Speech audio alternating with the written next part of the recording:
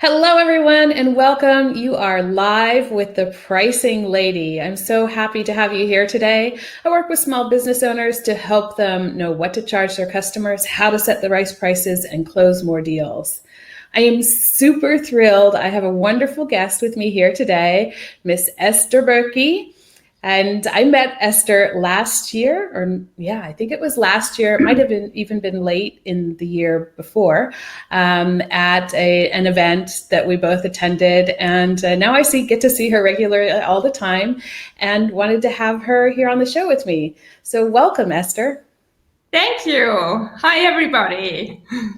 Yeah, so Esther is from a company called Swiss Made Story, and I'm going to let her introduce herself and tell you a bit more about what she does.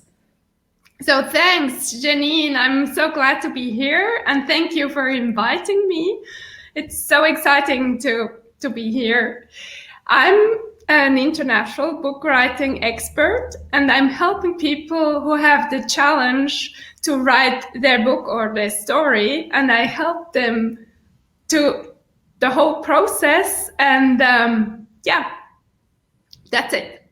So they come to you with an idea for a book and you help them from there, or can you also help them with the ideas?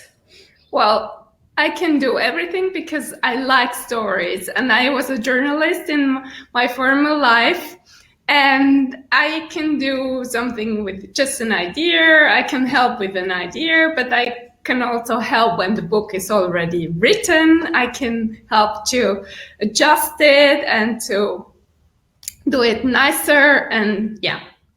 Okay, excellent. Wow, that's fascinating. Writing a book is actually on my list of things to do in the not so distant future.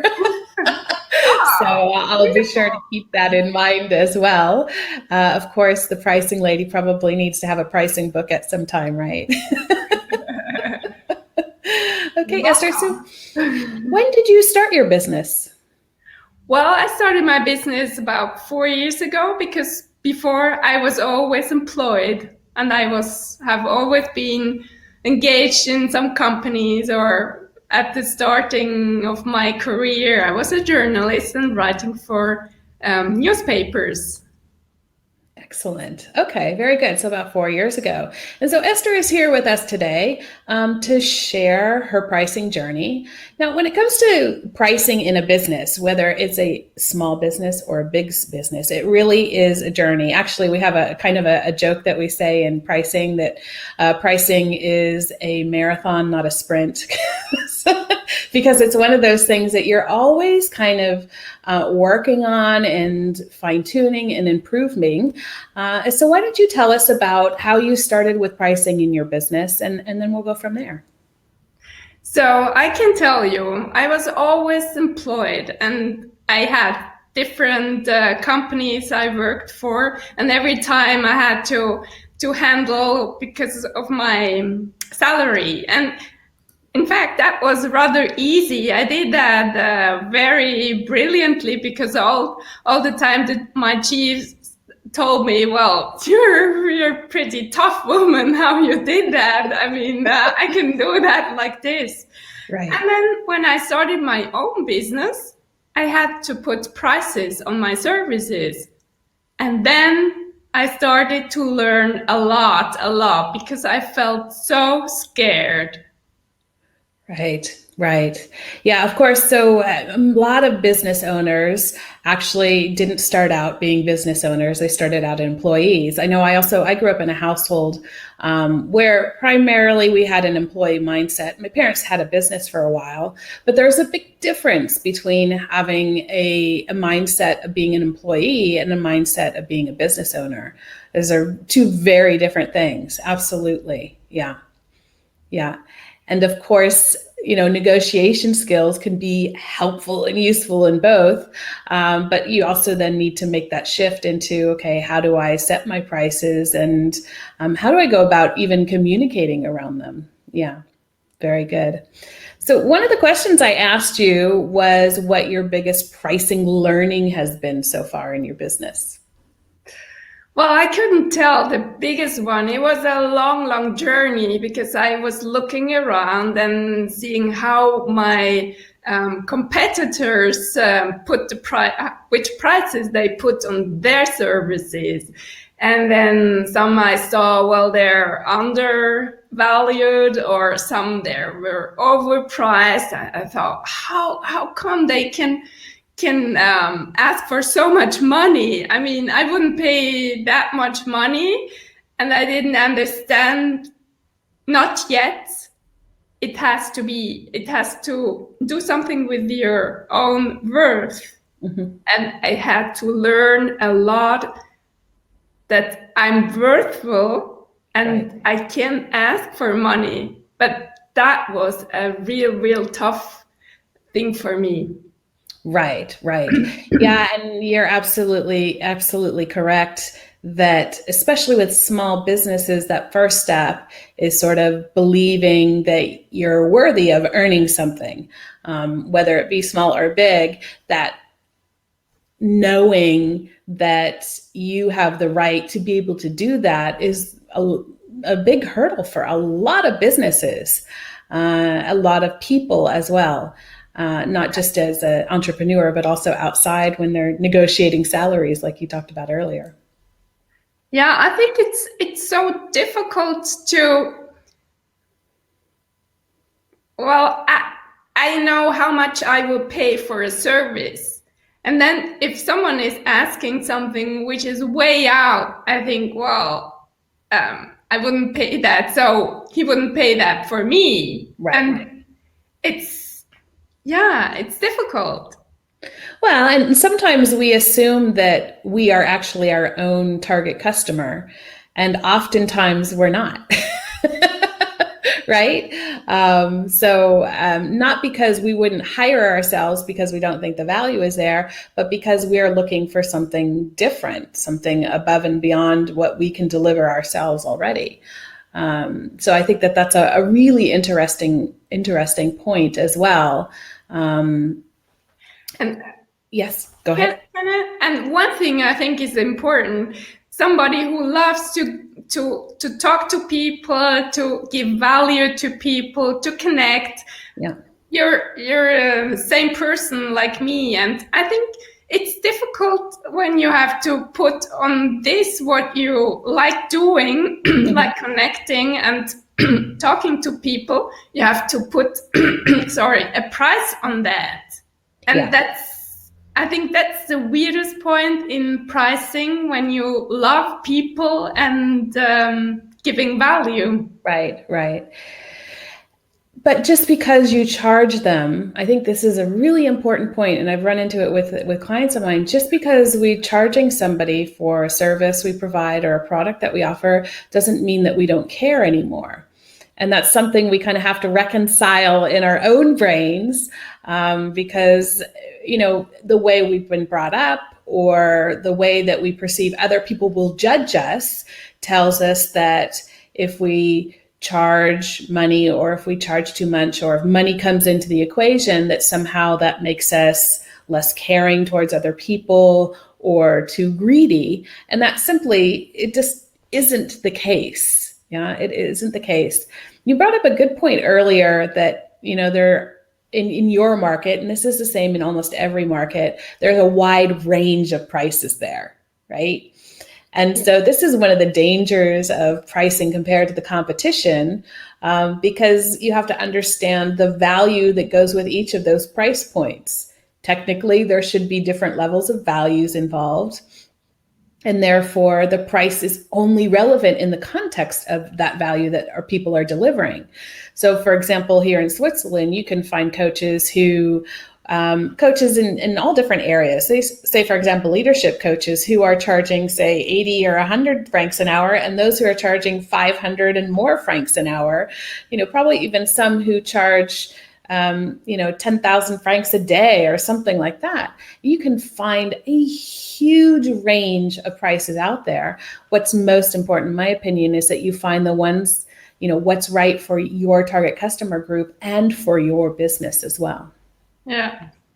Yeah. And then when it comes to the point, well, at a certain level, I had my prices, but then I was thinking at the beginning of this year, maybe I'm too cheap. So, and then I started to higher my prices, but that was scary at the beginning. Right. But the wonderful thing, people didn't care because they love my services Right. and they don't care.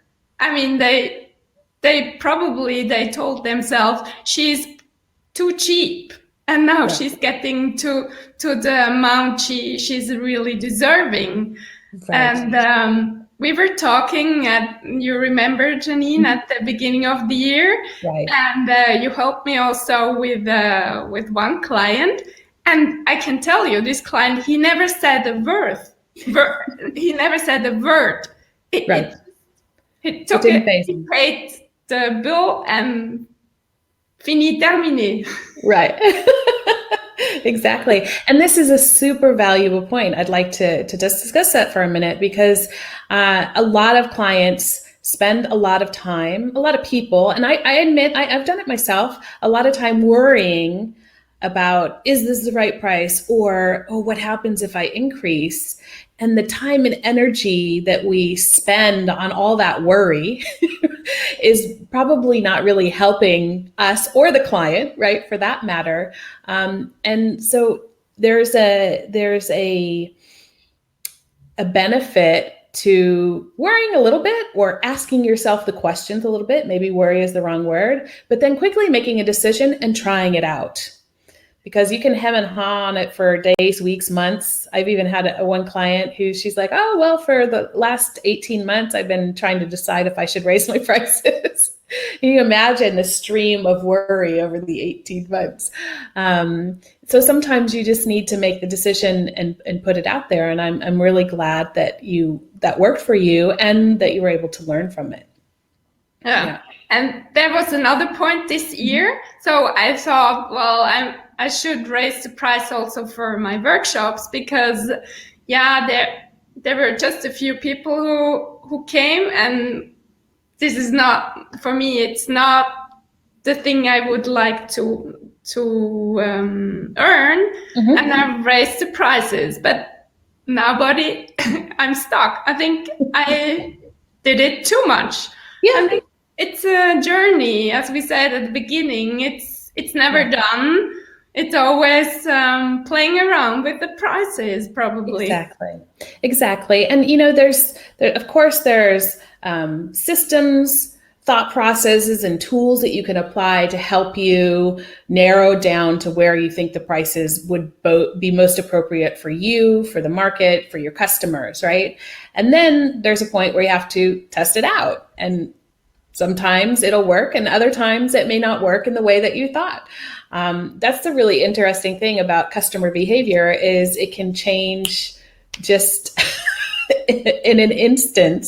It completely changes, and it may not even be related to you or what you're offering. It can totally be related to the circumstances that the customer or potential customer is in. And that's why the worrying isn't helpful, because you can be more reactive if you throw it out there, see what happens, and then adjust if you need to. Of course, I do have to caveat that you don't want to be changing prices all the time everywhere. It depends on the kind of business you have. We're lucky in a sense with our kinds of businesses. It's not something that people are buying daily. The same person doesn't go out every week and buy coaching services like they do apples at the grocery store. So the price sensitivity is a slightly different story. But of course, you're right, absolutely right, that testing it out is the way to go. And so with your workshops, I'm curious, what have you decided to do? Because you can adjust the price, you can also adjust the value you deliver, right? Sorry, I disappeared because of the... Okay, well, we didn't see it on our side. Okay. So, one point I want to make is also the price has to feel right for oneself. Another example I can tell you is when I started to sell my first children's book, some people told me, yeah, you have to price it at 37. And I thought, well, that's much too much, isn't it? And they said, well, do it. This is okay. It should be okay. So, and the first books I sold at this price, I didn't feel, I felt awkward, or I didn't feel well. And then I said, well, I'm going to put it down. 30, this is fine for me. It feels really right. And I think this is the important thing, that you feel good when you tell the prices. Yeah. And that's absolutely correct. I think that there's a lot of information out there for people about you should price this here and that there, and it should always be in these steps. And in my opinion, there are a lot of rules of thumb out there, and they give you an idea of where to start, but ultimately it still has to be aligned with your values, with your customers. And also it has to be fair to you, because of course you have a business in order to earn a living, not just to give things away for free. I mean, it wouldn't, if you were just giving things away for free, it's not necessarily a business, right? Although I guess these days we kind of toe the line on that in some industries. But that's an absolutely valid point. It should feel good. At the same time, I encourage clients to, test those boundaries as well, because it's important to know where you can take it and where and how far you can take it. That's really interesting. Yeah. And what I experienced with you, Janine, that was great, because you gave me some reasons why I could higher my prices. Mm-hmm. And this is good to have these argumentation to have at the hand to really explain why you want to raise your prices. Right. That's very good. So I'd like to wrap this up, because we're getting close to our 20-minute mark here. And I really loved what you said was your biggest learning is that customers will buy when they're inspired to work with me. I thought that was a really beautiful way to put it, because of course, especially in service-based businesses, inspiration is a big part of what we're offering to people, and the part of the experience. So I wanted to make sure that we brought that up and shared that with people, because I thought that was really beautiful. So thank you for sharing that with us and your story in general. So Esther, if people want to get a hold of you, where's the best place to reach you? Well, you can contact me through my website. There are all the links and all the social media links as well. And you can call me. I like talking to people. Great. So I will also, in the comments below this post, I will also put some of the other contact details in there. So if you want to get a hold of Esther and find out more about how to have her help you with your story, you'll have the opportunity to do that.